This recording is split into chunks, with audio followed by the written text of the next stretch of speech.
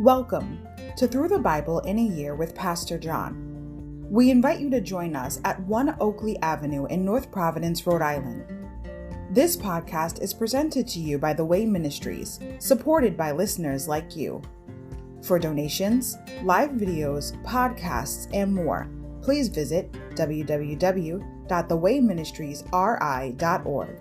Thank you and have a great day.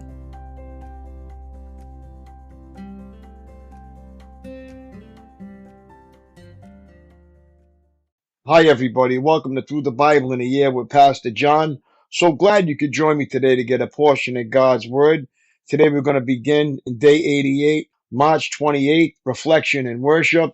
Like I always say, it's a chance to reflect on the previous 6 days. And if you missed a day or two, you could always catch up. And like I always say, don't beat yourself up if you missed a couple or if you're behind. God is not on a time schedule. We're just looking to learn about Him, read His Word, and get blessed. So just hang in there and keep going. Okay, let's get going. Learning to waddle. Wait on the Lord. There are times when God asks nothing of His children except silence, patience, and tears. Look back. Here is a summary to help you keep track of 1 and 2 Samuel and 1 and 2 Kings. 1 Samuel describes the life of Samuel and the first king he anointed, Saul. 2 Samuel describes the life of the second king Samuel anointed, David. 1 Kings describes the life of the last king to rule over one kingdom, Solomon. 2 Kings describes the demise of 2 kingdoms, Israel and Judah. Look up. Have you learned how to waddle yet? No, we're not talking about how to waddle like a duck, but rather how to wait on the Lord like the young shepherd boy David did.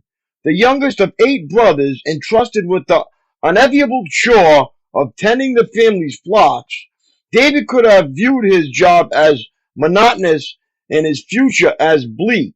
Instead, he looked for and found constructive ways to pass the time while tending the sheep. Notice the way this young shepherd is described in 1 Samuel 16:18. He had earned a remarkable reputation in the obscurity of the sheepfold, a talented harp player.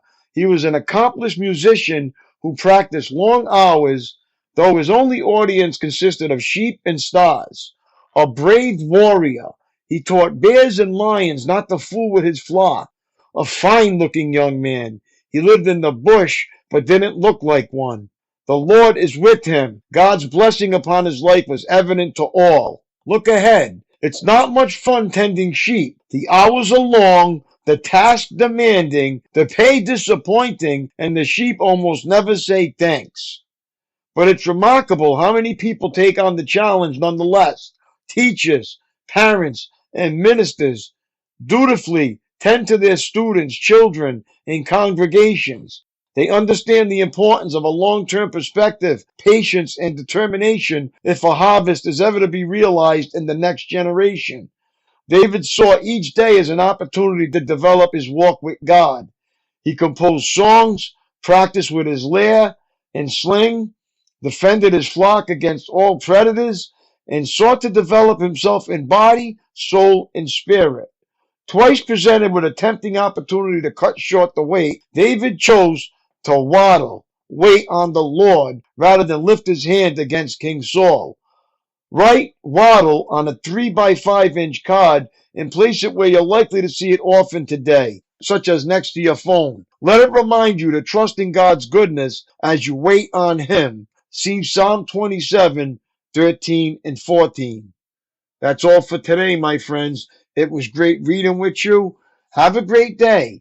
God bless, and I will see you tomorrow, Lord willing. Peace.